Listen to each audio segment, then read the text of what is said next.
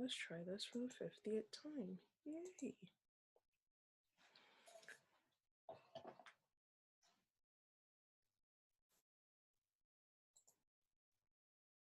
I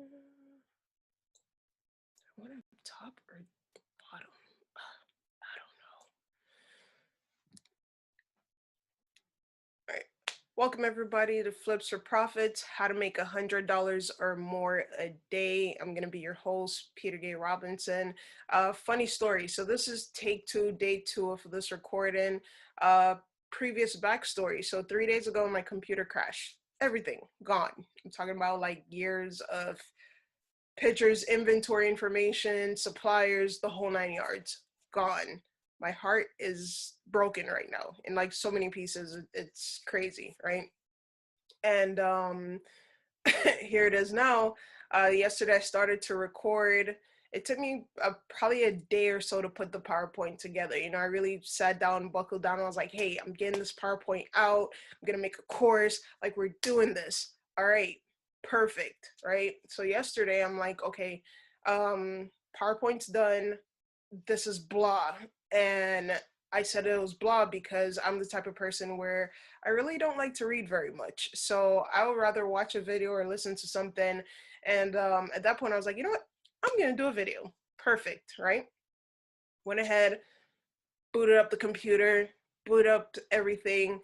My computer would not allow me to record. So that was number one. So, of course, you know, being an entrepreneur, you have to improvise.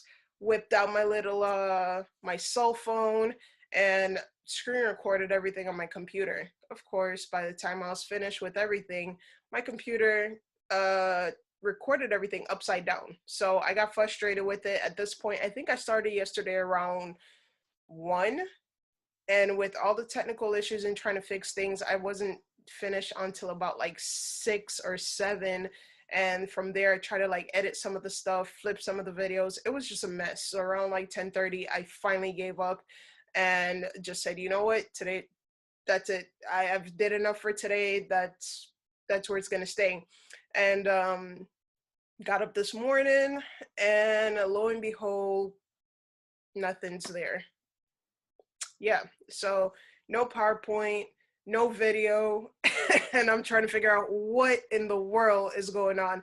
So I had to go ahead and redo everything, and here we are now. So I'm hoping that this video finds you well, and hopefully you're able to grab a lot of information from this to where you're able to go ahead, put it in motion, get started, and make some money, all right? So let's go ahead and jump in. Now, like I said, everybody, welcome to Flips for Profit. I have a Facebook group called Young Crafty Entrepreneurs, where it's basically a group of like-minded individuals all within this one group, right? So you're going to find your bakers, your soap makers, people that make t-shirts like I do, people that just do crafts and all these other different things, you know, car wash, whatever your hustle is. That's honestly what this group is about. And I personally made the group so that way you're able to post just about any and everything, because I've been in other Facebook groups where I couldn't post certain things, or, you know, you only had specific days to post certain things. So it's kind of like, all right, great. However, I didn't like it, so I created my own group, and you know, looking to grow that also out in the future. Now, if you purchase Flips for Profit, I did go ahead and create a Slack. That Slack that I created is basically for anyone that has purchased Flips for Profit. I'm gonna build out that platform. You know, I have some visions in my head, so I'm definitely going to be building that out more in depth and more in detail. You're going to be able to get the help that you need in the sense of if you have any questions, if I post, if I'm going sourcing, I'm going to be posting where I'm sourcing from, what items I find. You know, hopefully you'll be able to also find those items in your area. But all these things are going to be on our Slack, and you know, just a community where we're able to help each other, and of course always want to be around like-minded individuals, right? If you already follow me on Twitter, you have my handle harsh_r clothing. Tag name is Make Money with HRC, and that came about because I noticed that there's a lot of things that I'm into to where you're able to make money.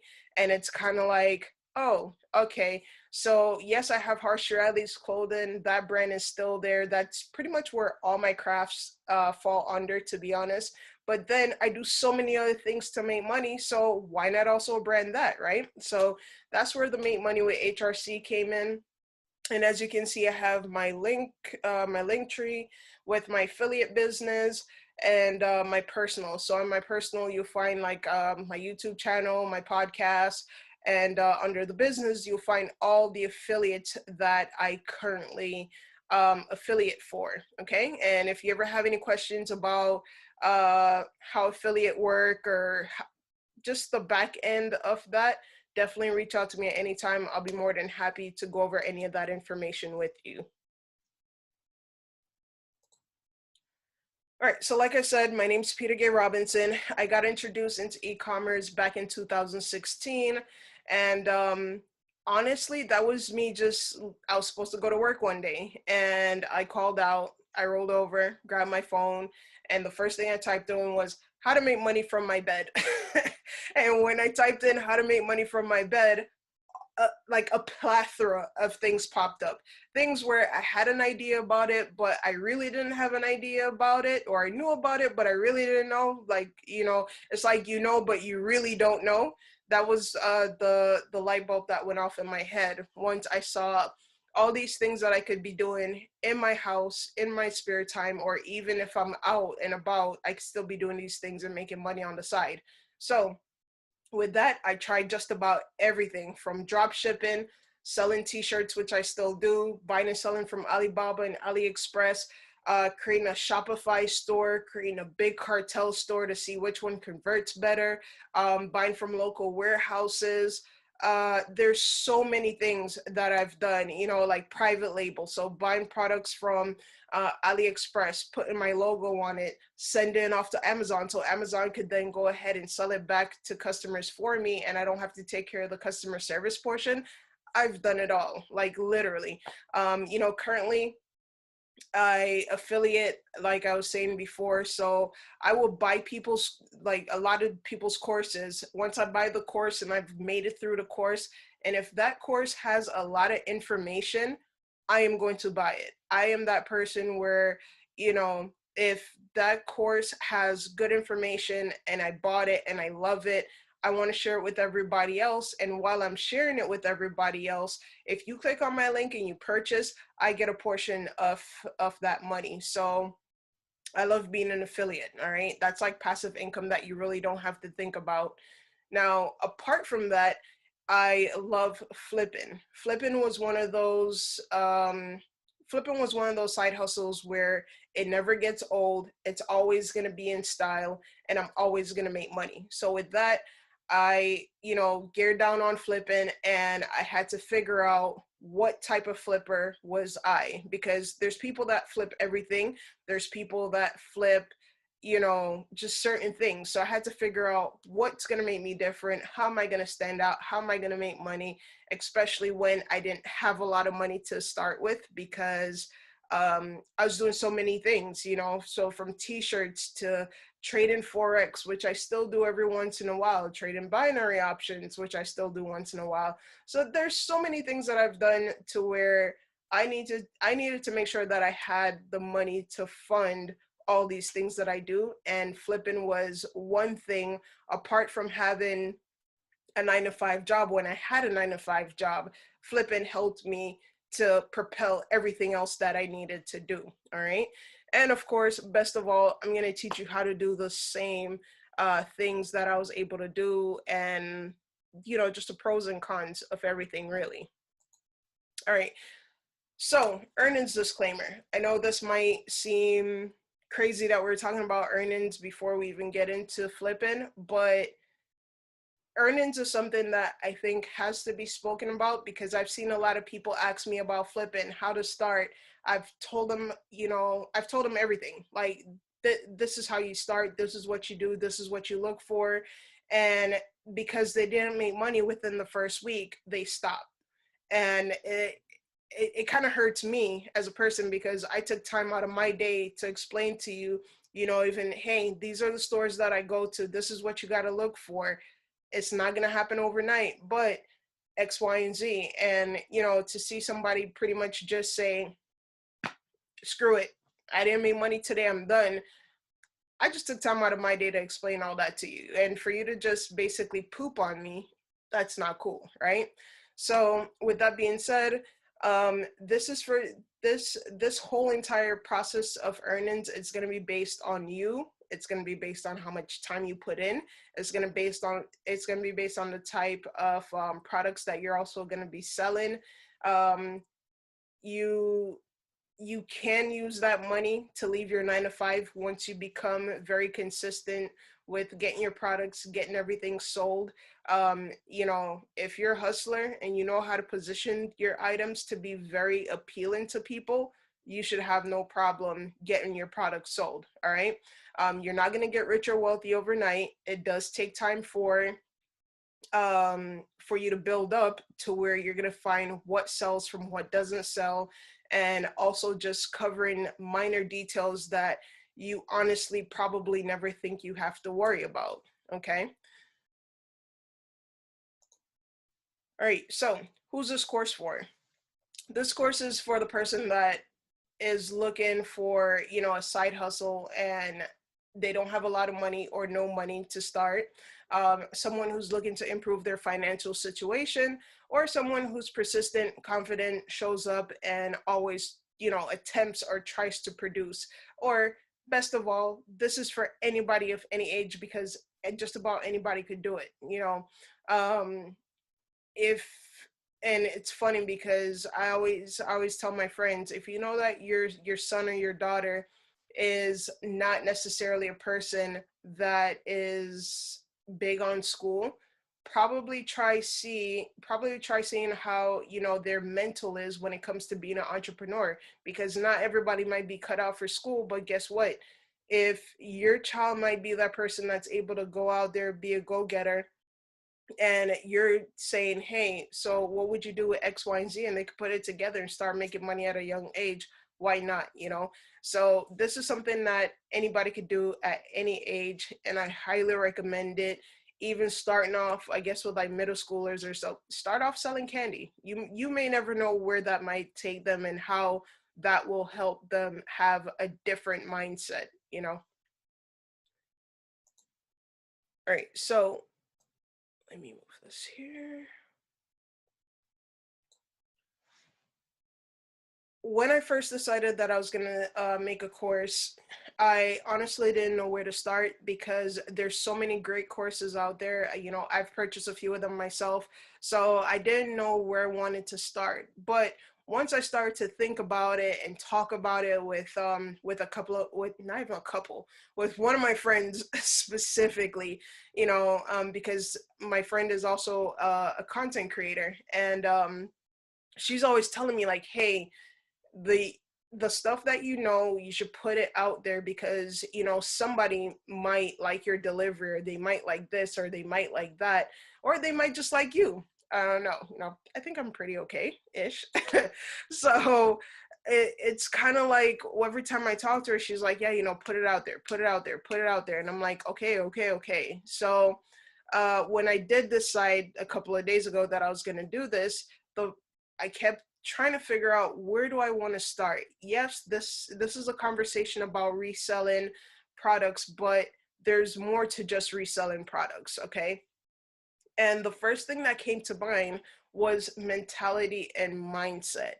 And your mentality and mindset is going to be your determined factor if you win or fail. Honestly, like, we could just cut that right there and say, okay, well, that's it. We got it, mentality and mindset.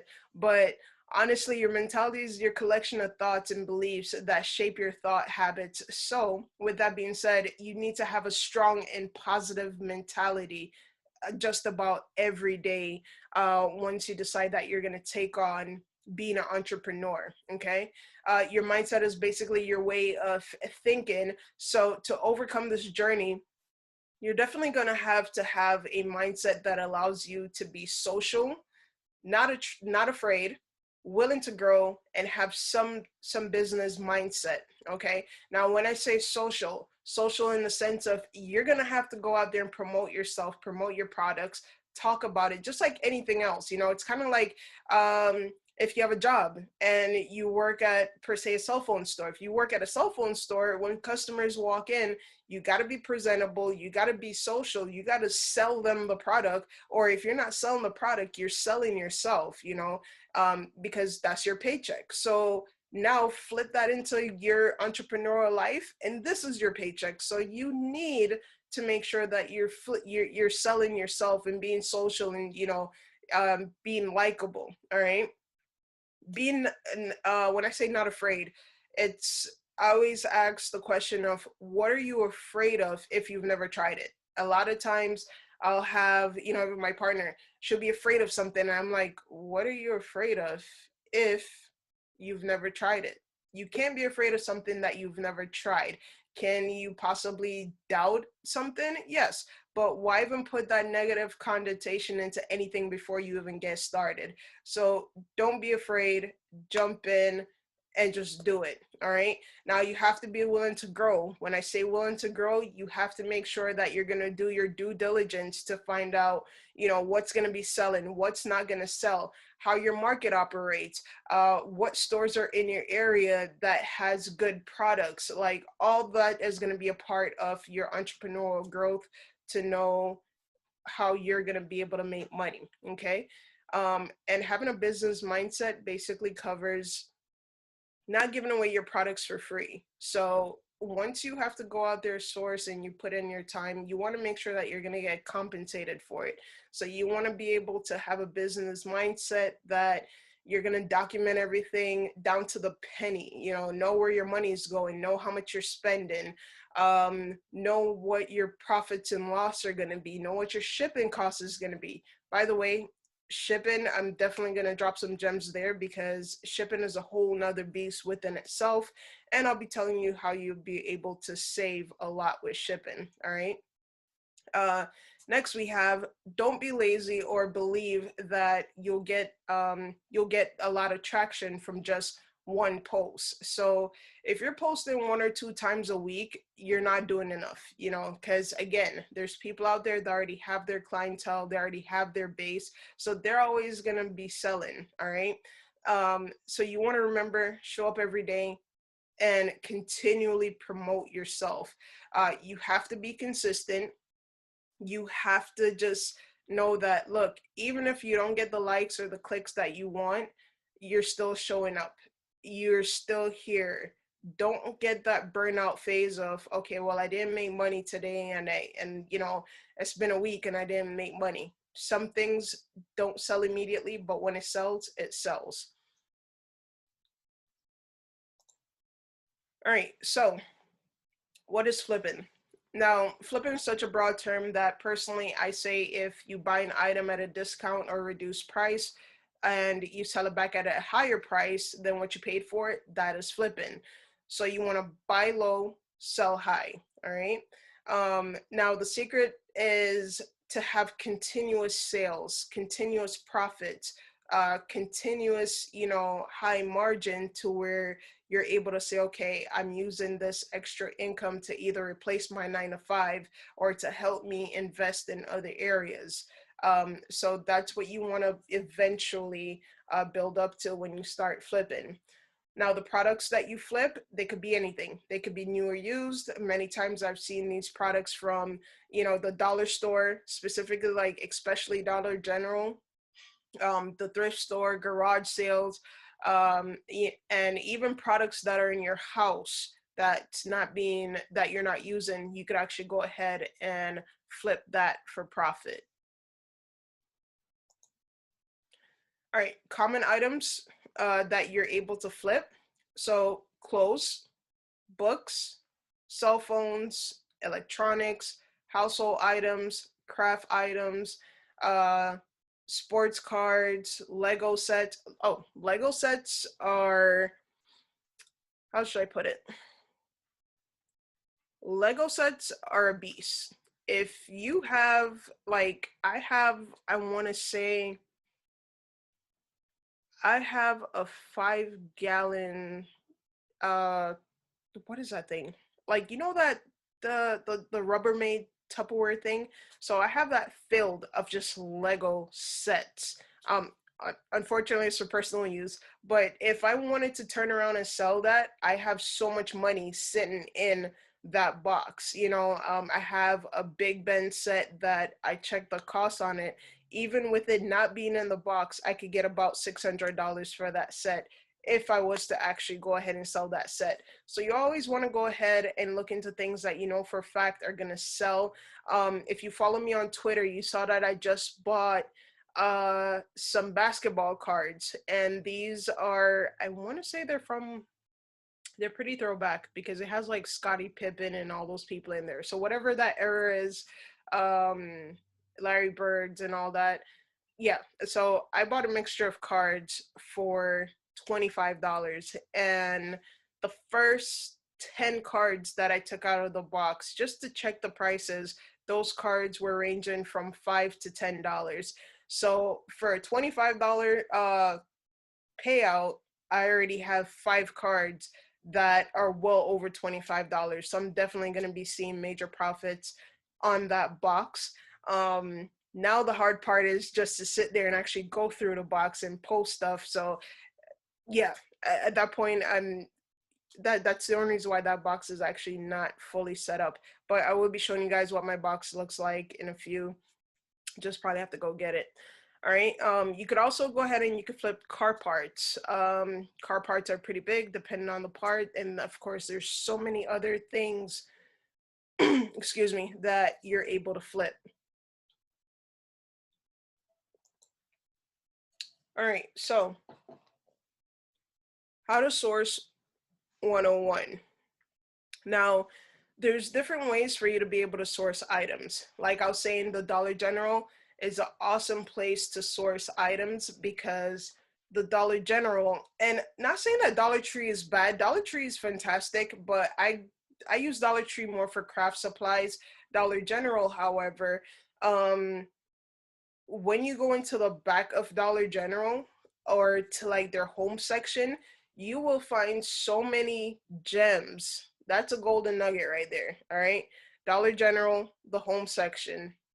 You're gonna find so many gems. I'm talking about stuff that has like the as seen on TV, right? And hair clippers, just anything that you could think of. They literally have it at the store, and you could go ahead, scan the product with the Dollar General app. And when you scan the product with the Dollar General app, you'll see if it's actually on sale. So, for example, we went there a couple of weeks back, and there was some hair clippers that I saw, and the hair clippers, I knew that they were good hair clippers because I've seen my barber use it. I was just in Miami the week before, and I saw my cousin also with it, and he was like, yeah, they're fantastic. Like, he had raving reviews about it. On the shelf they were for $45. When I scanned it on the Dollar General app, it was $19. So at that point, once I scan it, I saw the price difference. Even if I wasn't going to buy it to sell it, I would buy it and either gift it or even keep it for myself because this was a good buy, right? Now from there, I went ahead and I opened up the eBay app, see how much it is on eBay. I saw that on eBay they were going for $65, and I saw that on Amazon they were going for $45. So with that, I knew if I bought this product at $19, I could go ahead and list it back on eBay, and eBay is gonna be um, my winning website to post this product. Not to mention, I saw that there was only 4 other people on eBay that was selling the product, so that was also good for me. Okay. Now, after sorry about that. So after Dollar General, we have the thrift store. Okay, thrift stores are going to be perfect. So your thrift stores, your Goodwills, your Salvation Army, or just even like your little mom and pop stores, definitely check them out because you are able to find so many great items in those stores. Most of these things are going to be donated, so you have to actually go ahead and check the product to make sure that the product is something that is still, wearable, and it's not if you're doing clothes. So if you're doing clothes, make sure it's still wearable, make sure that it looks good, make sure it's something that you would actually wear, so how when you go to like these stores, you want to go ahead and you want to have your apps ready. So either your Amazon app or your eBay app, and you basically want to either scan the product to see what it's going to sell back for, or you want to go ahead and type the product's name in. Now, personally, I'm always at Goodwill because Goodwill always has a lot of good things in place. However, even though there's a Goodwill that's 15 minutes from my house, I do not go to that Goodwill as much because I rather go to the Goodwill that's about 45 minutes from where I reside, because that Goodwill has better products, it's a bigger store, and it's in a better I want to say it's in a better neighborhood, even though it's not necessarily a better neighborhood, but that area is a lot more developed. So with that being said, they always have more stuff. They always have better stuff, right? And a real quick tip here with Goodwill. Now, you already know, if you've been to Goodwill, Goodwill does the stickers. I would highly suggest that you shop on those days. So personally, I'll go in on Sundays because I know that Monday is going to be the day when the truck comes in, and I look for everything that's on sale that Sunday. Depending on what it is, I'll purchase it. I'll also go ahead and I'll check with the personnel to see, okay, well, what color is going to be on sale tomorrow. Depending on the color that's on sale, I'll also find items that I actually like in that color, and I put them, at either the beginning of the rack or the end of the rack or in between, because most of the time, honestly, I'll go back the next day and they're still there in that same exact spot. So I tend to just rearrange things based on how I would want to buy it, but I'm not going to buy it on that day when I know tomorrow it's going to be a sale for that color. So that's just how I source at Goodwill. Okay. Now, please do keep in mind that not all stores are built the same. And I say this because dependent on the area that you're in and dependent on the neighborhood that you're in, the stores are going to be sourced differently. Okay. So you might have one store, and this is literally honestly for just about any store, really. Um, you're going to see that some of the stores are really well kept while others are, eh, and you just got to know, okay, what you're going there for. In the upper in the upper areas or the more developed neighborhoods, you're gonna have your more fancier dollar stores, your more fancier thrift stores. You're gonna get a lot more bang for your buck going into these areas. If you're in a lower class area, then hey, there's not going to be much products at this location. So now you have to account for the time that you're gonna put in to drive to this other location, depending on how far it is from where you're located. Another means of sourcing is garage sales. So garage sales and estate sales, I love, because when you go to these garage sales and estate sales, you already know that the price that's listed, you're probably going to be able to haggle the price to a lower price than what is stated. Okay. An example of that, we went to a yard sale, and I asked the gentleman for two things that I saw, and I said, hey, can I buy these two things at this cost? He said no.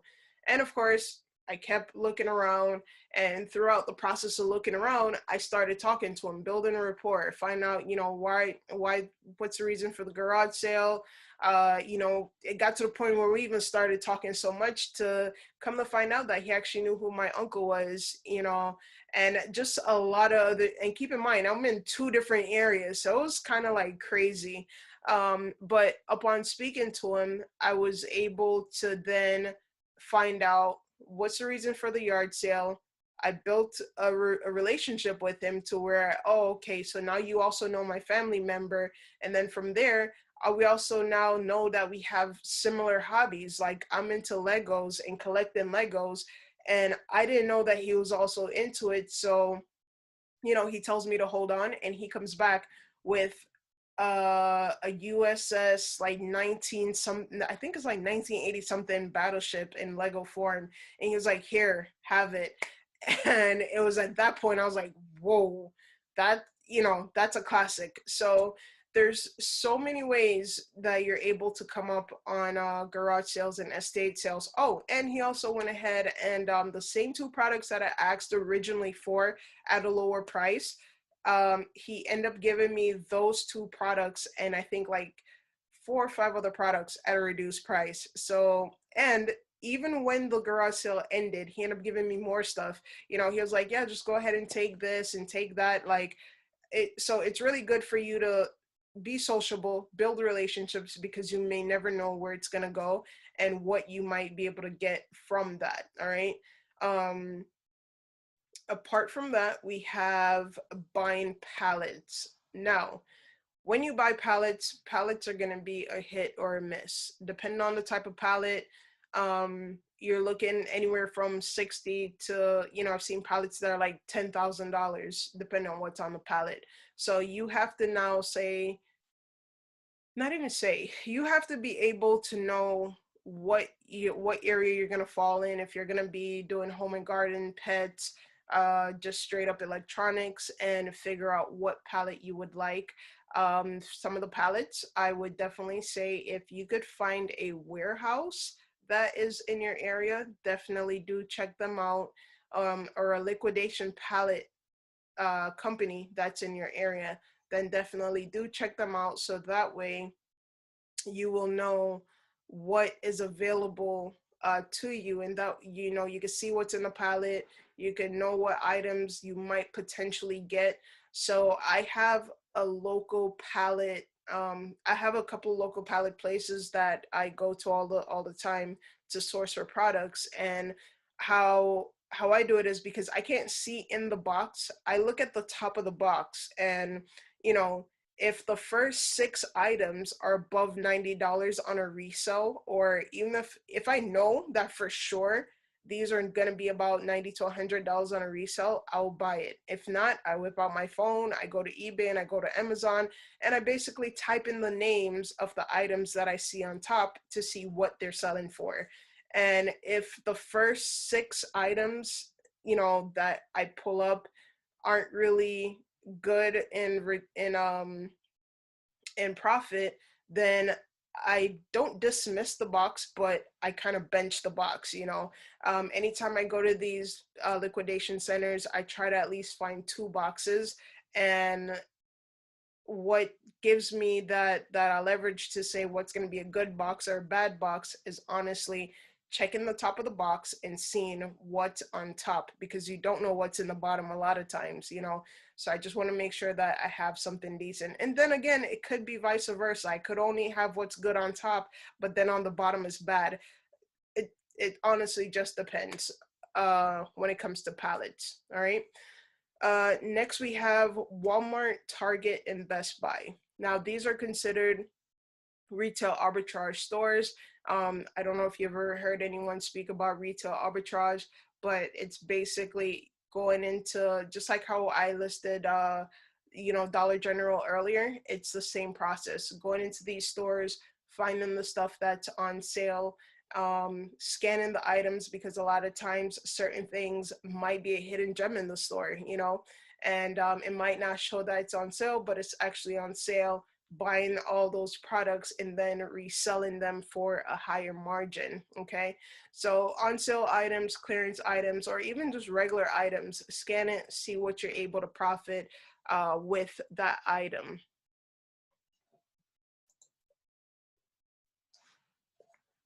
All right, so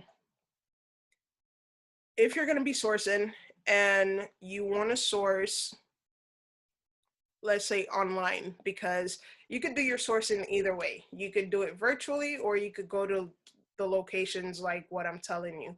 Now, let's say for instance you don't have a car, if you don't have means of getting around, you're able to go ahead and some of these sites that I listed are sites that I've personally used myself. I love these sites a lot. I've always had good products from these sites. Now, keep in mind, you don't know what's coming on the pallet, so you just have to, the display pictures that they show you, you actually have to go ahead and just say, this might be good, that might not be good. But I'm gonna go over some of these websites with you. Let's see if it lets me pull. Actually, let me not do that before something. Oh man, no, it's not what I wanted to do. It's definitely not what I wanted to do.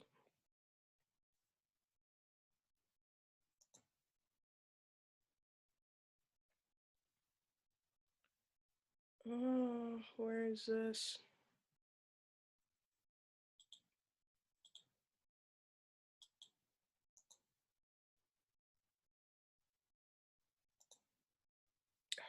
Come on. How do I open a new Safari window? Okay, new window. There we go. Let's minimize that. Uh, nope. Okay, what am I doing? All right.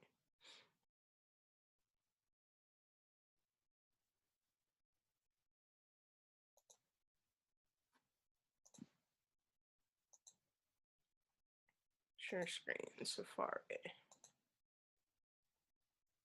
Okay, so let's see here.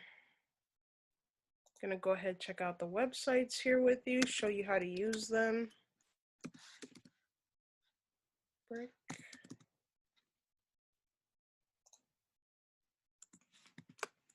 Brickseek.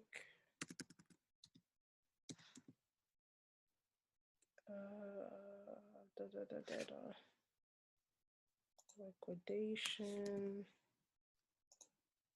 Liquidation. What was the other one? www.bu and GovDeals. GOV. Okay. All right. So this website is GovDeals. Now, most of the stuff that's on here, you can find just about anything, to be honest, from cars to uh, clothes, just about anything. So if you're looking for furniture, click on furniture. It's going to tell you the location. It's going to tell you when the auction closed, and it's going to tell you the current bids that are taking place at this current time. And from there, you basically just look for what you want. If it's going to be an area that's close to you and you know, like, okay, this might be a good deal, then you would go ahead and you would bid on it. Now, keep in mind, look at the states where these things are located, because um, you might have to pay for shipping. I remember when I did a deal once and actually won a box of, I want to say it was like 85 different sets of Hanes and Fruit of the Loom boxers, and like the shirts that you pay like $13 for at Walmart, and I won the whole entire box for $100, right? And here was a caveat. I did not check the location. So that box, I think, was being shipped from California. That cost me an additional $90 in shipping. So you want to just make sure that you check to see where the product is coming from, because of course you're going to have to pay for shipping, okay? And that's pretty much GovDeals. You could do every and anything on here. And I really like how everything is separated out, because as you can see, It's very clean, very well put together. All the information is there, so you know exactly what it is that you're looking at. It tells you where the bid started, how many people bid, who's your highest bidder, like all that information's there. All right. Now, bulk, I love. I love, love, love this site because everything is easy. It tells you the partners where they source from. I think they even had some Amazon stuff in there the last time I did buy from them. With this, you could also select the categories that you would like to buy in. So if you're going to be a computer and office person, you're there. Electronics, there. Home and garden, you're there. Apparel, toys, just general merchandise. It tells you the process of the inventory that you're looking for, and of course there's an app for it. If you have any questions, you're able to reach out to them. You could also subscribe so that way you'll get updates on different things that's taking place. Now anytime I use this website, I do go ahead and I always check for the like new or the new. The uninspected stuff, honestly, don't I really don't buy from there because the simple fact of I don't want to pay money for a box of products that might not be functional. Um, I'm pretty sure people probably do it. That's probably why it's an option there, especially if you know how to fix things. Maybe that's a good idea. Um, but yeah, when it comes to these three rows, I stay away from it because again, I don't, yeah, I don't fix anything, you know, so I rather just know I'm gonna get products that might be new or new, and I'm able to then go ahead and sell it back for a profit and not have to worry about really fixing or cleaning anything, right? So let's say we click on the light new section. It's gonna show you everything that you're able to bid for. So what I also like about the website is it tells you like an ID of everything that's there. So let's say we decided to click on the men's apparel, all right? Retail is 1,183. However, right now it's going for 129 and $30 on shipping. Now, please do keep in mind also that the shipping on this website, it's gonna be different because I think you also have an option for freight. So if you're doing a freight package, it's going to be a lot different, right? And it tells you what your estimated cost would be for that box. Now, and it also tells you the amount of garments that's in there. So it's 24 garments that's on there. You could either add it to your cart or you could go ahead and add it to your wish list. What I also love is once you scroll down, they give you like a little breakdown of what you're going to get. But best of all, you have this right here. So this basically tells you the brand, um, the name of the product, the category that I fall in, and the UPC code and the ASIN. And it also tells you the amount of quantity that comes in the box with this product. Now, a lot of times when you see the ASIN codes, I love those because those are going to take you back to Amazon. So you could click on it. It's going to take you to Amazon and you're going to see exactly what this product is, right? So here it is. It tells you like the product goes from 13 to 67.56, depending on the product, right? Or I guess it would be dependent on the size. But now you could have a closer look at the item to say, okay, this is something that I want to buy or not buy. Now, what I normally do is I will take this, copy,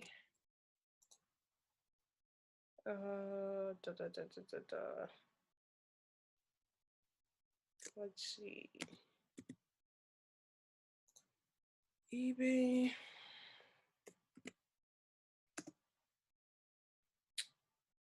And of course, I'll come over to eBay just to check to see what the price difference would be on there. So, I know if I had a size 44, that's what somebody's selling it for. But then here's also another size 44.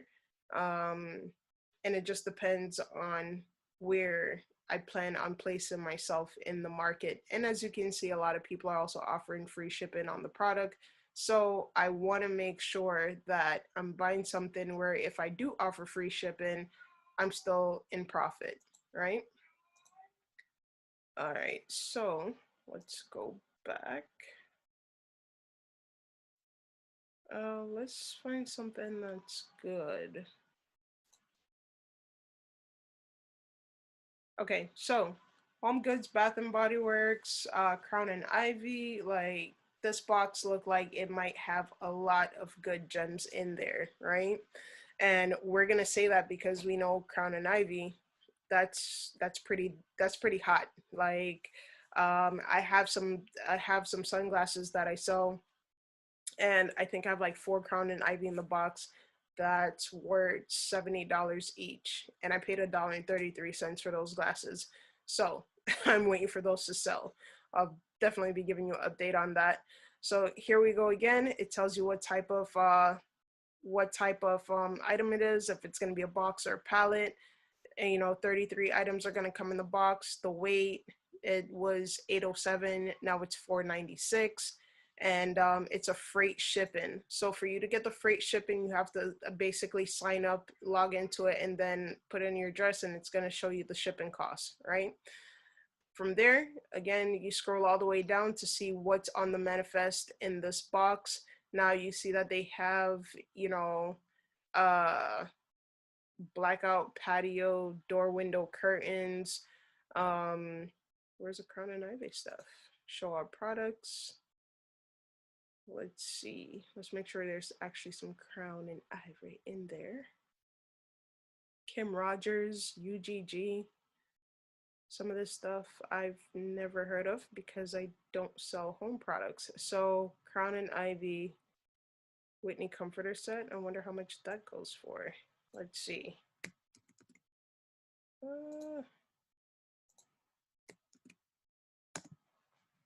Let's see if it shows up.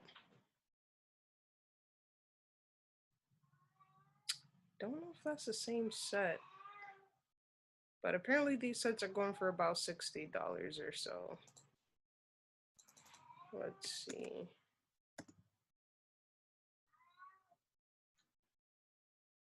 Wow, $150. Okay. Reversible king. Vintage. So we have an idea of what that would sell for. I really wish I had an ASIN. J Queen. Have no idea who that is. Let's see what this is. That bed set, about 50 bucks. Okay, that's cute. So you have an idea of how the box would come and what would come in the box. From there they have little pictures. And this is what I was saying to you. When you're looking at this, you really don't know what you're getting. You just have to hope and a prayer. However, as you can see, the box is in really good condition. You really don't see much products that doesn't look like it's in a box. So that's actually fantastic. So that is something that I would actually buy, to be honest. Let's see if there's any electronics. Those are shoes, I think. Home Improvement, Steve Madden.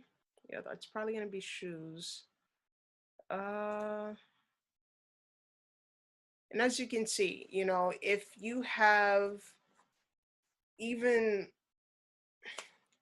$300, you can start flipping with that because there's pallets on here for literally $173 before shipping, and shipping is probably going to be what, $30. So for under $200, you could get 19 items and start flipping, start making some money. Like that, you can't go wrong with this. Like, let's see. Is anybody selling this? Okay, so we know this item's about $35. We're gonna say just about 35, 39. Go back. Oh, okay. Earbuds, but no price tag on that. $20. So yeah, you're in the money with some of these products that you're gonna be able to buy. Again, you have to do your due diligence to make sure that it's gonna make sense for you to buy this product. Okay. Let's see what else. Let's go to electronics category. Electronics. All right, so the electronics box, honestly, a lot of times it's a hit or miss because sometimes you might not get fully brand name products with the electronics box. However, if you want a fully brand name box, you can pay a little bit extra for that. Now, it's going to list the different types of prices. These boxes that rule of thumb, if the box is really expensive, just know they have some really good things in that box. So this box, let's see, at least in things that I've seen, it's always going to be really good things in the box when they're super expensive. Oh, so it's not inspected. However, you're going to get 47 items. It's going to cost you 2,500 for that box. But oh, already. That's actually pretty dope. Certain things I'll also look out for because, you know, uh, things are changing. So once I pull up a box, especially a box with electronics, I know the new PlayStation's coming out, I know the new Xbox is coming out. I want to make sure that whatever I'm gonna buy is gonna be compatible with those things. So you want to again do your due diligence, learn what is gonna work with what, because if you could buy this box here, right? And let's say the new Xbox is coming out and you find out that the Turtle Beach is going to be compatible with it, you could possibly then go ahead and raise the price on these headphones. Now, you might not be able to sell those headphones on Amazon, but you're going to be able to sell it on eBay or anywhere else at the price that you're looking for. A lot of times you can't sell certain things at a high price on Amazon because Amazon does frown on what is it called? They frown upon price gouging, and I get emails from them all the time where if I have my listing, like I'll list my listings to compete with the next person, but let's say that person go in and drops their listing and now the price is too high. I get emails from them all the time saying, hey, you know what, your price is too high. We either suspended, well, not either. They always suspend the listing until you go in and you adjust your price. Okay, so you just want to keep that in mind. Sony controller, gold. We already know controls are like $60. So right there, again, would I want to go buy this right away? I don't know because the new system is coming out. Now, if this controller is going to be compatible with the new system, then by all means, you could then go ahead and mark it as compatible with da da da and then sell it back um, for that price that you're looking for. But as you can see, this box is pretty dope, to be honest. I really like the stuff that's in the box. Apple AirPods Pro. You're gonna get 2 of those. Okay, so yeah, this box is a winner. Can't even lie. This box is definitely a winner. So you're getting about 4 sets of AirPods already, and people are looking for AirPods, especially ones that are actually genuine AirPods. So if it's going for 250 at Apple, sell it back for 200, sell it back for 230. As long as people are going to see that they're saving, they're going to want to buy from you. So that's how that site works. I love the site. As you can see, you could get you could get a box for literally $200 and go out there and start making money. Okay. Next website, liquidation.com. Liquidation.com, I definitely also love this site because everything is broken down into categories. So you can select whatever category you would like. And with that being said, you will then go ahead and view the locations. So you want to make sure that the locations are going to be um, close to you if you don't want to pay too much for shipping. Um, and you want to make sure that you're going to select whatever shipping cost is going to be adequate for your pockets. Like, you want to make sure that you always look for cutting corners on costs that's going to save you, but in a good way, right? um, so some of these places, depending on where the location is, it's going to offer pickup. If it offers pickup, if you don't have a pickup truck, rent a U-Haul and pick up the pallets. If you do have a truck, then that's perfect. If you don't have storage space, then use your garage. So you would hit bid now. It's probably gonna ask me to sign in. Oh no, it didn't. So once you actually go onto the website, as you can see, it tells you everything on there. You could also view the manifest. Most of these websites are going to be able to have you view your manifest so you know exactly what it is that you're getting. It's going to tell you, your minimum shipping fee. So you know what the minimum starting shipping would be. If it changed, it tells you that it's a pallet. It tells you the weight, and it basically tells you where these where the stuff is coming from, right? So now you have an idea of, okay, this is a Home Depot pallet and what to expect. Now, like I stated, when you have your pallets like these, you can't really see anything. However, I know that this for sure is the Ryobi. That's probably a weed blower or something, right? And those go for, I think, $100 or so. Um, so these are, yeah, that's the only picture that's there. So you really have to do your due diligence to say, okay, well, this is going to be a good one, that's going to be a bad one, um based on the palette itself. The current bid, as you can see, is $312. You have 4 hours left before this bid expires. So it's going to be your $312 plus the shipping costs, right?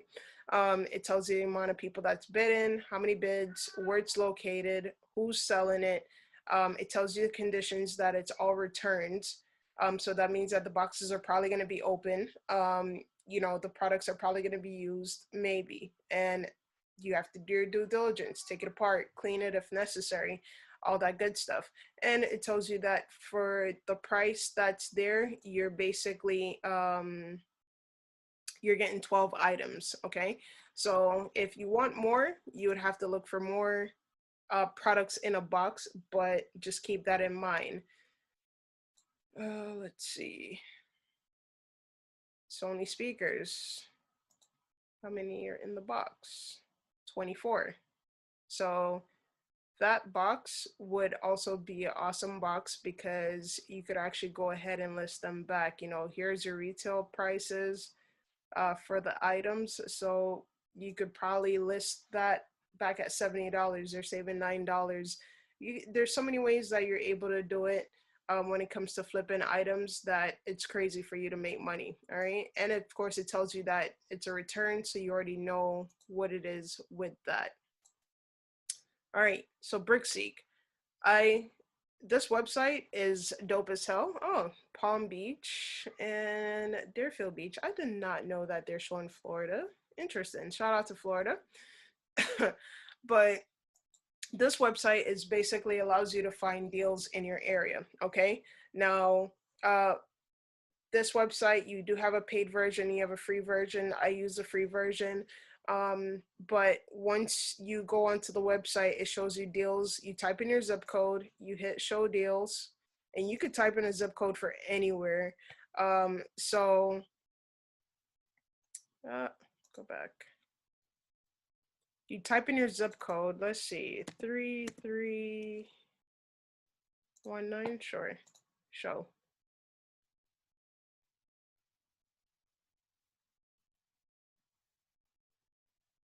Okay, so all right, Miami Gardens, Deerfield Beach. All these things are currently available.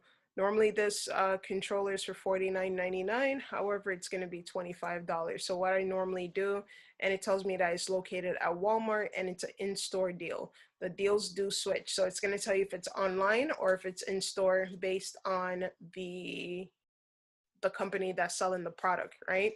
Now at $25, that might be a really good steal. So what I do is, of course, I go back to these awesome websites and I see what they're selling for.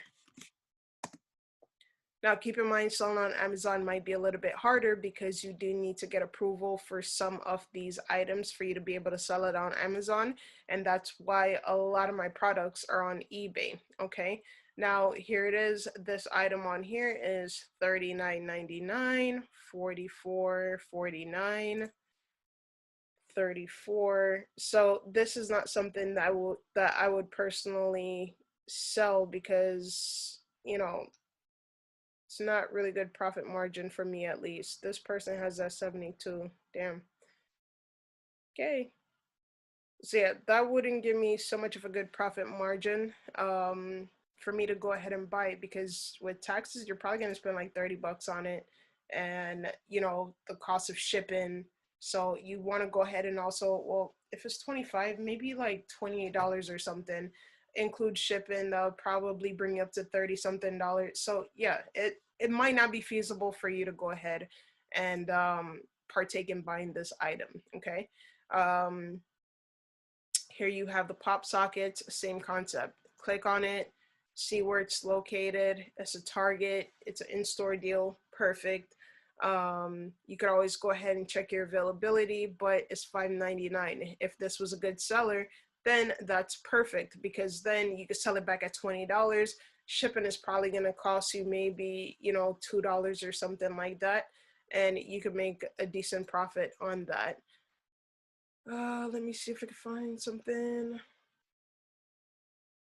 This camera might be pretty dope, if somebody's into like taking pictures. So it's 1,500 for it. It's going for a stack. It's an online deal, and it's through Amazon. So let's go over to eBay, see what it's selling for. Search.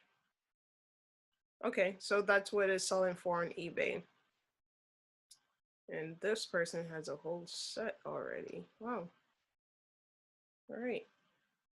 So yeah, that also would be a hit or miss on there, because as you can see, not the price, you're only probably going to get $200 or $300 from it, which is still good. So if you have the room for that, then go ahead and do that. And as you can see, people are offering free shipping. This person's offering $50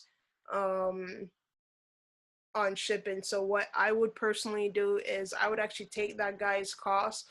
So I would say, 1,300 flat, and then add the $48 to it, and that would be my price. However, I know that this is something that might not sell immediately.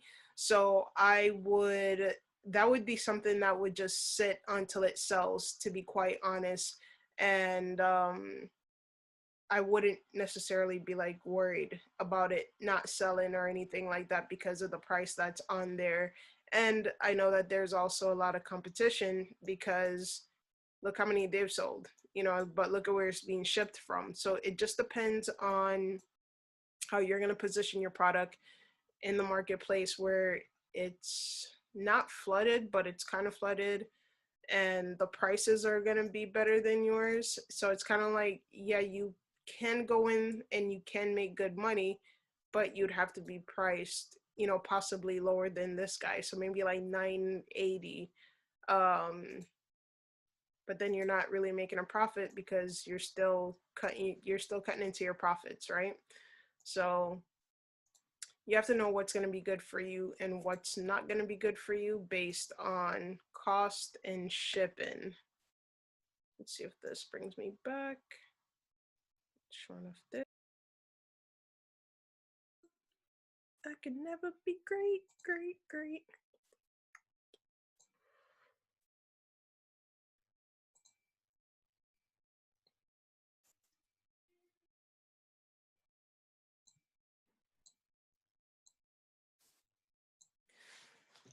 All right, so we're back. Um, Good thing I decided to watch the video. So I finished the other recording. Everything went great. However, apparently when I switched screens to demonstrate the websites, we had a little oopsie daisy and nothing recorded from there. Um, so we stopped off at how to source. All right, now. If you're unable to source online, you're actually able to do it in person also. Now, curbside is going to be my favorite. You might ask, what is curbside? So, curbside is anything that's for free that you basically you're driving by, you see it. If you have a pickup truck, if you have a car, if it's um, if it's in good condition, then you want to go ahead and pick it up, or even if it's on Facebook Marketplace or Craigslist, you see a lot of people list a lot of items for free. So that for me I consider as curbside because be like, oh, it's outside or it's this or it's that. People tell you where it's located, which is normally a lot of times on the curbside or by the mailbox if it's free and if it's something that they're in the process of throwing out. Now, a low barrier to entry to where you don't have to spend any additional funds to get started flipping is, of course, your house and your friends and family's house.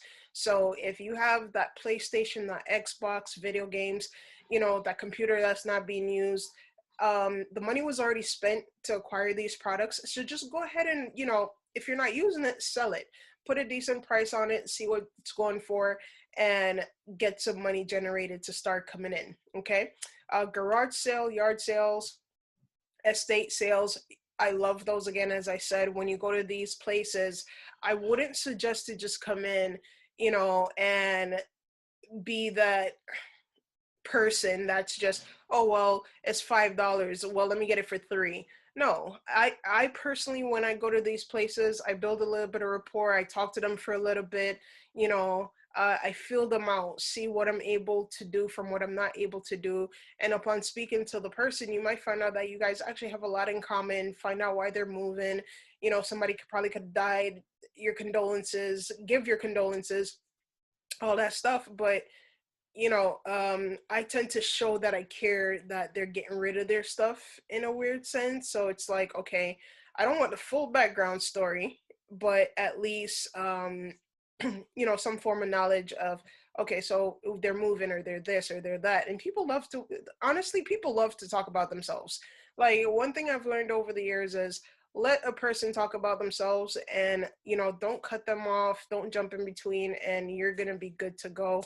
If somebody don't like talking about themselves, then I don't know. I don't think I've ever met a person that doesn't like to talk about themselves in some way, shape, or form, even though they might say that they don't like talking about themselves. So when you go to these places to make the best of the situation and to get the most bang for your buck, you want to be very sociable.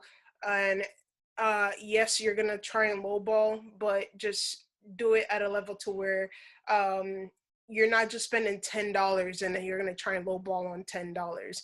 If they have a good amount of items and you're trying to get these items, then most definitely go ahead and do what you do. Okay. Next is book sales. So you could do this at book clubs. If there's places that sell books in your area, schools, all these places that you could possibly buy books from to resell it. Thrift stores, that's going to cover your Goodwills, your Salvation Army, your mom and pop thrift stores. Check those places out. People are always donating to them. Same thing with the auctions. You could go into the auction if you decide that you're going to flip cars, because yes, you can flip cars. Probably buy a car that was if you're really good with body work, buy a car that was hit in the side. And or if you're not good with body work, but you have a friend of a friend that knows somebody that could possibly do the body work that's gonna, get the car up and running for you, then sure, why not? So buy that car, fix it up. Once you fix it up, that's gonna be pure profits. After, like, let's say you pay, $800 for the car, $1,000 for the car, fix it up, and by the time you take out the cost of whatever you fix, and you price it out, you probably get 1,000, 2,000, whatever it is that you might get from selling this vehicle. Storage unit auctions are basically where a person, they got a storage unit, can't afford to make the payments, and now they're basically in the process of losing the storage unit because they didn't pay the bill in time. Now, a storage unit auction is just like you buying a pallet online, because you don't know what's going to be in it. It's just literally you standing, in front of the door, and there's people that's just throwing out numbers as to how much they're willing to pay for this storage unit, and you're just on a hope and a prayer that there's not trash in the unit after you buy it, or some of the stuff is good. I remember one time I bought a unit, and most of the stuff were it was mildew on the clothes and on some of the items, because the storage unit that the person had, it was an outside unit, it wasn't an inside unit. So there's just certain things that you definitely want to look into before you decide to go into it. If it's an outside unit, and especially at the time I was living in Florida. Florida is forever hot. So the furniture, it had like the cracks in it. You could see where the paint was coming off of the furniture and all this other stuff. And even though the furniture was damaged, I was able to then go ahead and have one of my friends that does woodwork reupholster the whole entire thing and make it seem like a vintage piece. So we're able to sell it back for more money than if it had just the regular paint that came on it. Okay, so that was actually a good thing. However, everything else in the unit I had to throw away. So the clothing, all that stuff, because I'm not going to wear clothes with, mildew or any of the stuff on there. So why would I even sell it? Even if you could probably wash it, I wasn't going to take that time to say, I'm going to wash this and then sell it back. But again, you would do what you feel is necessary for you. Okay. Flea markets are perfect places also, because a lot of times these people source these items and they don't know, the value of the item as much as you might know the value of the item. So you might be able to find artwork, um, sculptures, just a different list of things that you're able to possibly find at the flea market, that you're able to go ahead and resell. If the person's closing on their booth, you might also be able to go ahead and buy whatever it is that they have left over at a decent price. Okay. Junkyard for your car parts. That's also good depending on what you're buying. Craigslist, that's going to go hand in hand with Facebook Marketplace. eBay and Amazon, you just want to go in there, find deals that are going to be good for you, and then sell it. So, one thing that you could pretty much do is, if you find an item for a specific cost, you never have to, as long as, personally, I've done this, but I make sure that it's with brand new items. So I would go to Amazon, see the cost of a product, go to eBay, see the cost of a product, and I would actually go ahead and list the product on my eBay. Now, a rule of thumb, I make sure that they have a huge quantity of this product, because, I don't want, God forbid, I have something listed on eBay and it sells out on Amazon and now I'm stuck, right? Like, you don't want to be stuck. Being stuck is bad. So you don't want to be stuck. You want to make sure that if you're going to try and, per se cheat the system, make sure you cheat it in a correct manner. So whatever it is that you're going to take from Amazon to list on eBay to sell, at that point, you're never really touching the product. But when you buy that product, you got to remember, okay, you're going to put the customer's address on it. You're going to put the customer's name, because you're shipping it to them. So even if you want to send that as a gift, whatever it is, you just have to find your workaround. And even that, eBay does frown up on it. So you just want to make sure you don't do it all the time or do it a lot. But let's say you find that it's a product that's selling a lot, or it's a hot product, and you know that Amazon has it and you have your eBay store. If you're willing to take that risk to do that, then you are able to do that and make money from it. Again, I've personally done it. However, I don't do it all the time. It's literally something that I would say that I do if I know that the product is selling hot, but I don't want to buy the product, have them ship the product to me, even though, it's free shipping, but then when I got to ship it back out to the person.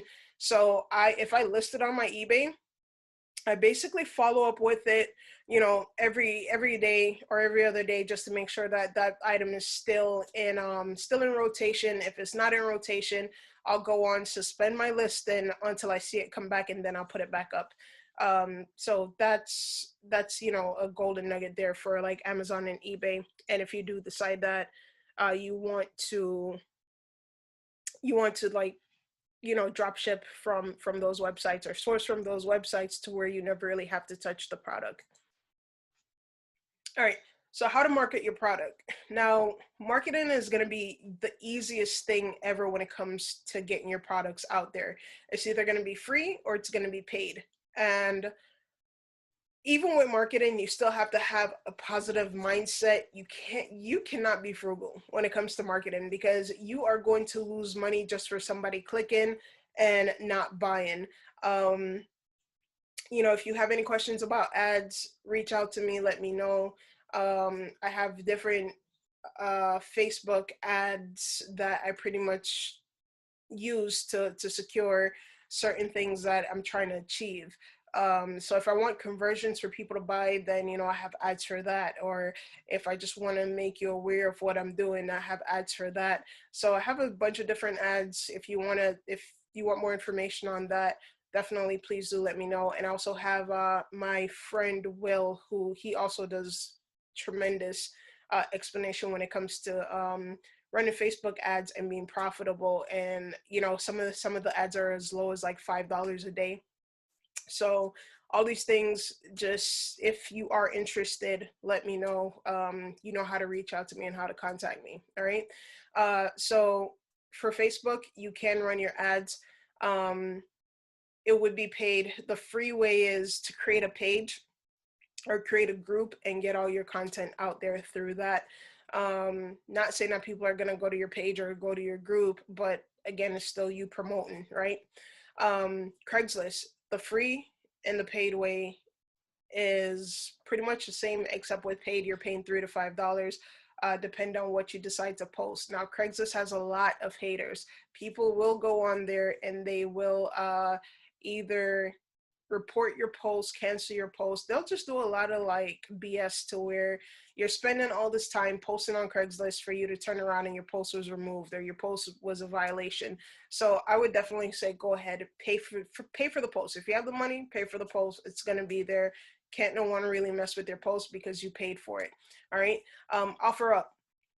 I am not a fan of OfferUp. I used to use Let Go a lot. If you guys are in the realm of buying and selling, or even just always buying, Let Go was a really good place for that. However, they got rid of Let Go, I want to say, in like maybe 2 weeks ago. Now it's OfferUp. OfferUp for me is a lot of scammers. I I just hate that. If anybody was to ask me what I hate OfferUp.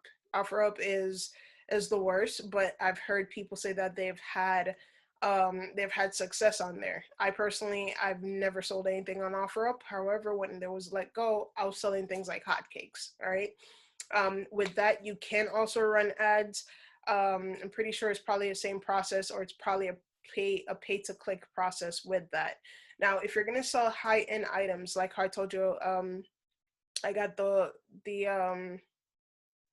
sweaters and stuff like that from Goodwill. So I had bought like some Oscar de la Rentas and some Ralph Lauren sweaters that were really nice. When I checked the price, they were going for $130. So I was able to sell those back for $115.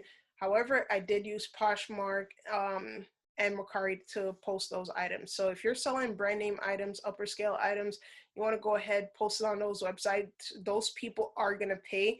Yes, you're probably going to get a lot of likes and a lot of followers to begin with, but somebody will eventually buy. All right. So even if it doesn't sell immediately, it will sell. And even if you're running ads, free or paid, it might affect, how your conversions are. Just keep in mind that eventually it will sell. Okay, so with eBay, you could also run ads. Amazon, you could also run ads. Your ads are going to be based on how much you want to spend on a daily. Google, what is it? Google ads, you could also run ads with that. If you do become a major supplier, you could actually go ahead and build your own website and, of course, run ads to your website.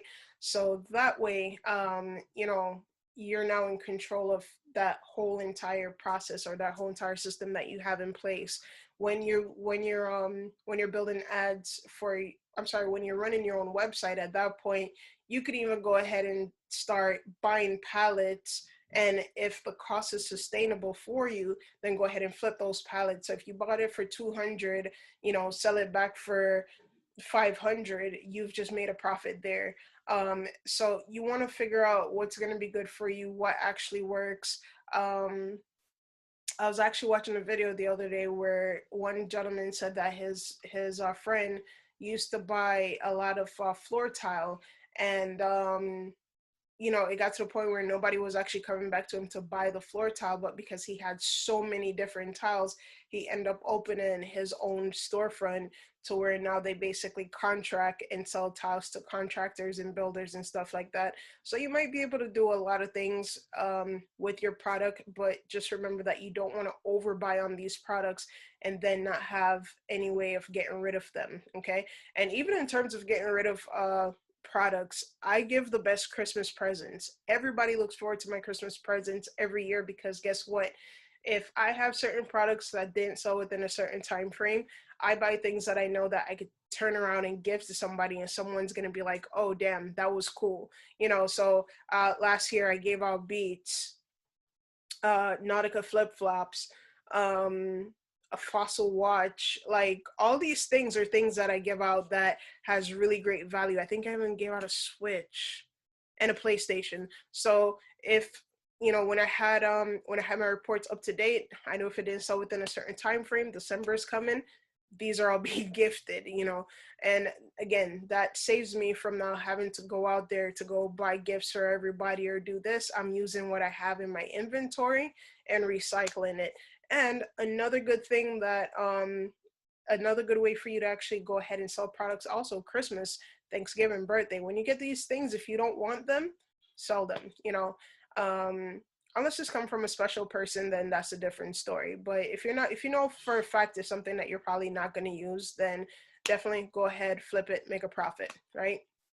uh Next, Instagram. So you want to go ahead and use all your social medias to go ahead and drive business to your page, your site, your listing, whatever it is, especially if you're crunching on money, right? Create your Instagram page, brand it as whatever it is that you're doing. So mine is Harsh Realities Clothing, and um, I have Make Money with HRC, which I have to get into building up also.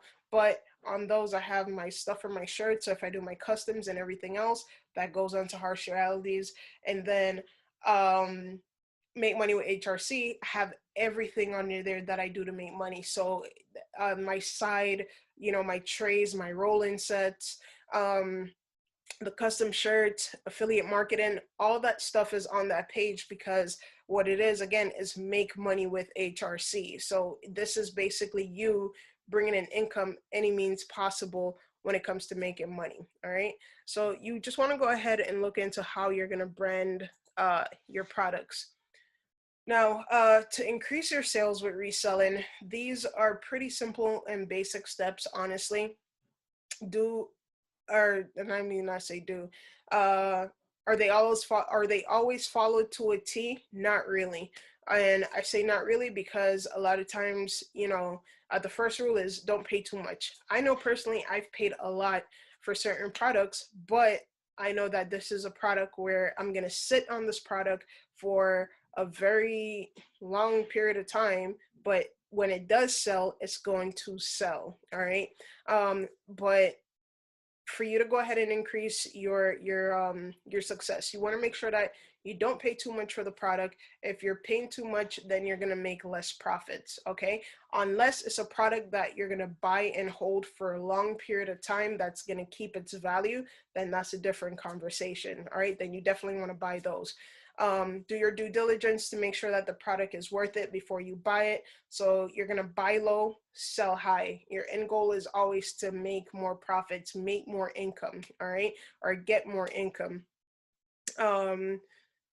Find your best selling items. So when you first start out, you're probably going to be a general flipper where you're going to probably end up flipping everything and anything to see what sells. So for me, I know that Nintendo Switch sells very well, okay?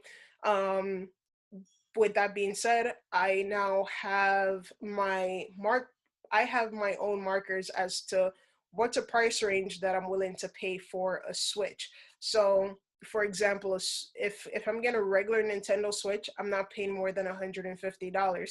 If I'm getting a Lite, I'm only paying $100. I also have the videos that I did yesterday that I'll go ahead and try and up those, see if those are going to let me upload it to, you know, show you guys the difference on that. So those are all the things that I pretty much keep in mind where when I'm looking for my bestseller, if this product moves fast, something that moves fast is something that I keep no more than 1 or 2 days. If it goes within 1 or 2 days, I go out and I find more of this product and I buy it up so that way I'm able to sell it at any time. You know, another one is to make your product appealing. You want to make sure that if the product is something that was used before, clean it up, make sure it looks good, make sure the aesthetics of the product looks good. So if you have to paint it a little bit, then go ahead and do so. You want to make sure that you take really good pictures of the product from different angles, different point of view, so that way the person knows what they're getting. Also, take pictures during daylight hours if you can. You know, set up a little table outside. Everybody loves outside pictures, the natural light. It really shows up everything. You don't have to question anything.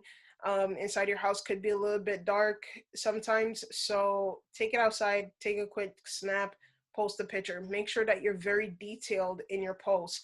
So if there's a scratch, I don't put there's a scratch. I put, you know, hairline scratch. If there's a lot of scratches, then I'd say, you know, uh, minimal scuffs, but you are able to remove with X, Y, and Z. Um, if it's like deep scratches, then I'll say, you know, there are deep scratches on the item, but I really honestly don't sell anything that has a good amount of scratches on it. 1 or 2, maybe, but if it's overly scratched up, I'm not gonna sell it. You know, again, you're selling yourself and you're selling your brand, and I want people to keep coming back. So I'm gonna make sure that I sell products that look good to begin with. All right. Oh, and also short story on making stuff appealing. So we bought a palette a few weeks back, and there was a set of hand clippers that came in the palette, and you know, my partner, I, again, this is me not doing due diligence because I saw the box. I was like, oh, the box is perfect.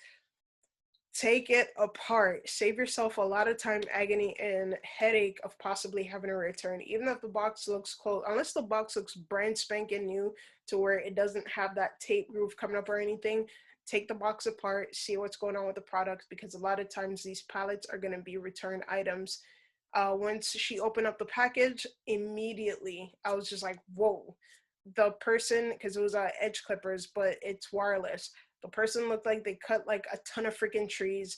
The black on the clippers were coming off. It was now starting to rust. There was a lot of oil in the on the actual thing, and it doesn't use oil. So I was kind of honestly trying to figure out where the oil came from, but it looked like it was probably oil in the stuff, and after it probably got dull or something. So, you know, at this point you have to be a little bit resourceful. Bust out the paint, bust out, you know, the alcohol and everything, try and clean up as good as possible. I even put hydrogen peroxide, you know, trying to get all that gunk and stuff off of it. um so we end up doing that, and, you know, fixing up this product that technically I should have done it a week before because I had it for a whole entire week before it sold. So do your due diligence. Make sure that, you know, you're on top of that stuff. Don't be lazy. All right, so your do's and don'ts. Hey, please. Thank you. Sorry, it's my dogs. Hey, lay down. Okay, so you want to make sure that your do's and don'ts. You want to make sure that you're looking for brand name, good quality, lifetime products. When I say lifetime, so mostly your handheld tools. So like your is it Stanley? I don't know if it's Stanley. I'm probably making that name up, but like Craftsman, Phillips, all those tools, most of those are going to come with lifetime warranty. So when you go to these thrift stores and you go to like the tool section, a lot of times you'll probably find tool sets that you're able to sell back at a good value, and you probably pay like $3 or $4 for it. So that is a perfect flip. All right. Your artwork, you want to make sure that it's in solid metal or wood or vintage frames, and look for unique frames. Okay, books, textbooks, those are going to be great sellers. However, you want to make sure that it's a school book or nonfiction. And I think there is a book app called Scoutly. I have to look into that a little bit more to get the proper name. But I want to say it's called Scoutly, that you're able to scan the book. It's going to tell you how much the book is selling for, and it'll tell you if it's a fast moving book. Okay. And I think that program actually comes with a subscription, if I'm not mistaken, or like a 7-day free trial or something to that effect. Um, of course, clean up your products if needed. So just go through, check it. Don't be a me because I was being lazy. Yeah, let's not do that. All right. Price your products high so you could drop the price and still make a profit. For example, I have a box of 75 sunglasses that I buy every 3 months. I pay $100 for the box. Every glasses probably cost me $1 and maybe 20 something cents or 30 cents. Shipping cost me two something like 280. So I probably am spending about $4 or so on glasses, right? That's the total cost of the glasses with shipping and everything. Now, when I list my glasses for $20 to $25. All right. Um, if I do have someone come back, I had actually somebody come back yesterday. You know, I had the glasses listed for 25. He said, okay, well, what? His offer was 15. I replied $20, and I said that covers shipping. He took the offer.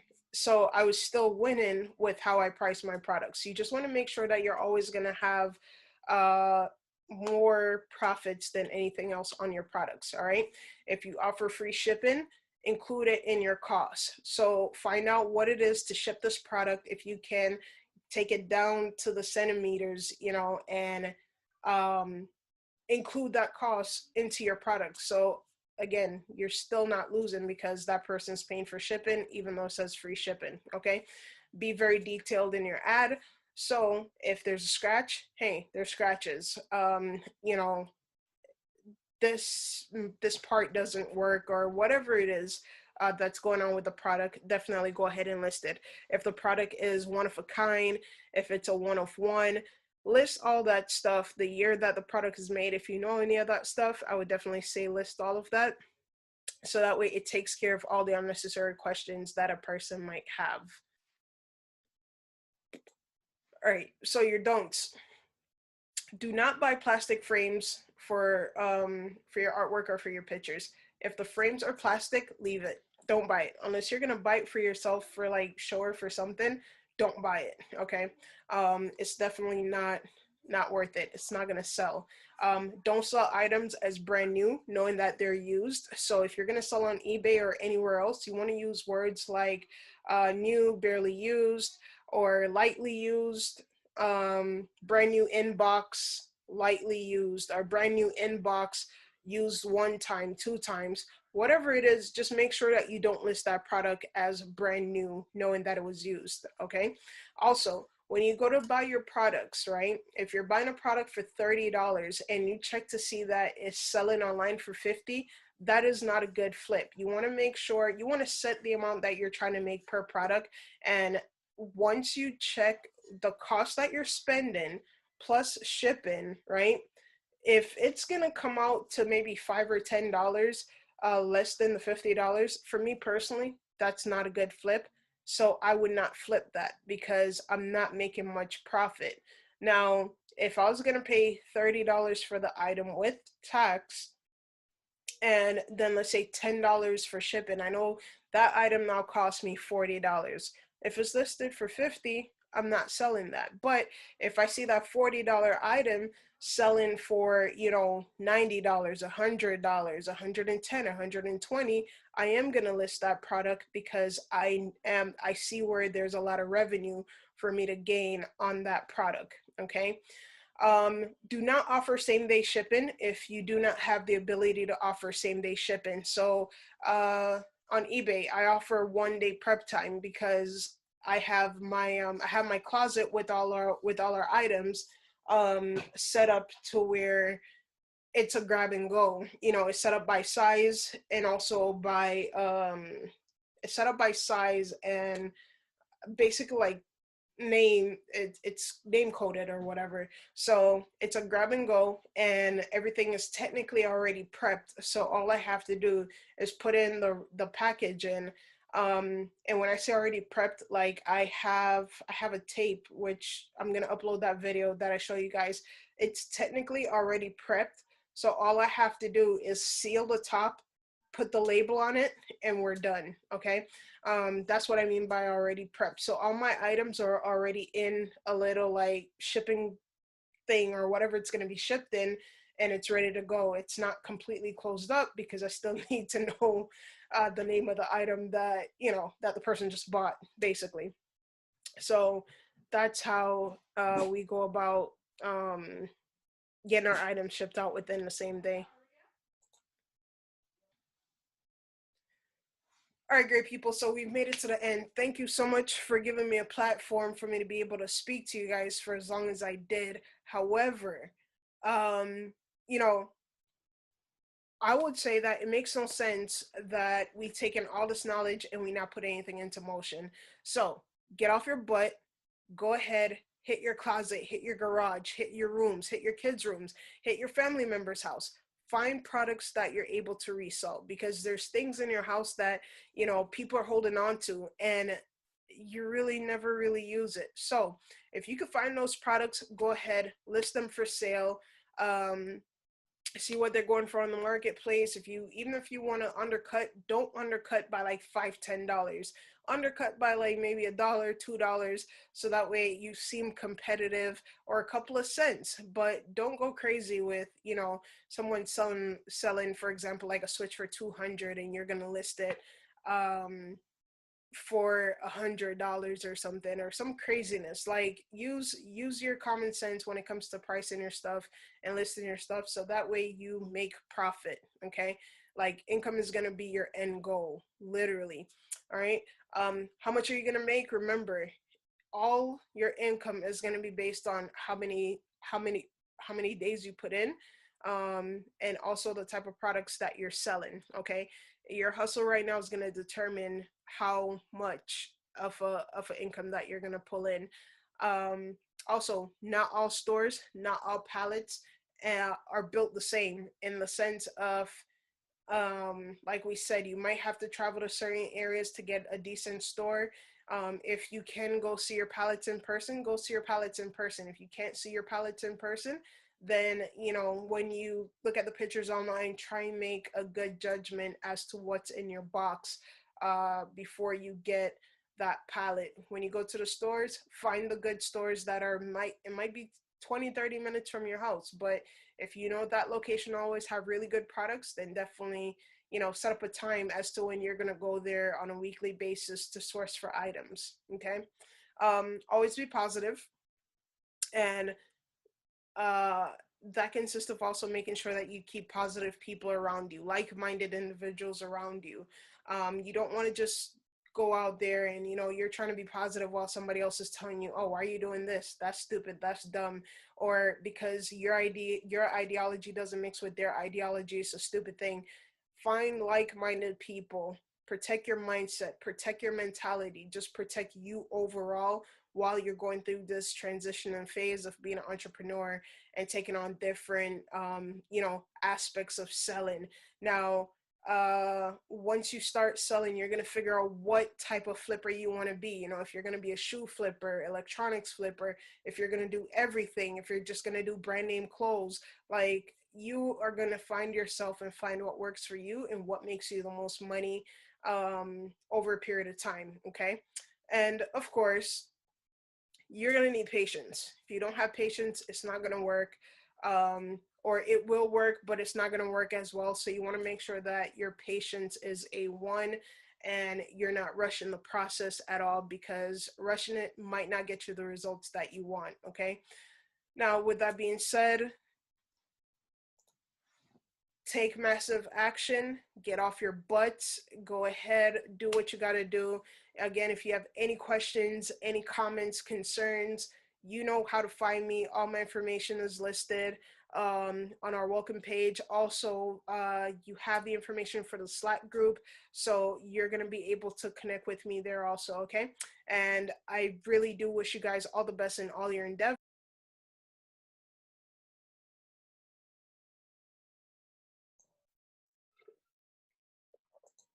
Let's try this for the 50th time. Yay.